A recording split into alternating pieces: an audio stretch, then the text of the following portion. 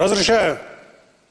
Уважаемый президент Республики Таджикистан, главнокомандующий вооруженными силами Республики Таджикистан, разрешите возобновить деятельности контрольно-пропускного пункта туристов Маданьяр на таджикско-киргизской государственной границе. Командующий пограничными войсками Государственного комитета национальной безопасности Республики Таджикистан генерал-майор Разрешаю.